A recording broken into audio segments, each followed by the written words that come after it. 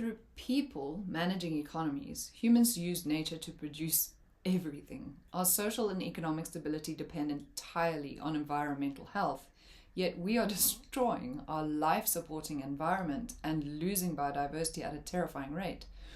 And our decisions and policies are what trigger these ripple effects of knock-on damage to complex and inseparable connections, because we do not manage our society's economies and nature as complex and inseparable.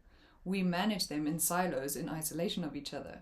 So we take socially, economically, and environmentally complex actions and break them down into simpler, more manageable parts, and make our decisions from the perspective of, or in the incomplete context of, whatever social or economic or environmental need or problem we're trying to address.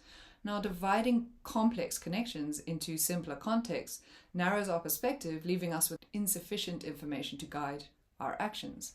So every time we use an incomplete context to determine any complex action, we set off this invisible domino effect of damaging social, economic, and environmental consequences, which are only felt later on and often far away from the original decision or policy.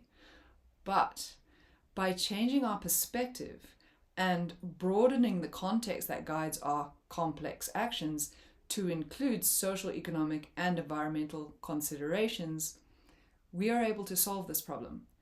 And take the 17 Sustainable Development Goals as an example. We are failing to solve them because we are treating and managing them as 17 separate problems, which is just causing more and more knock-on damage to complex connections.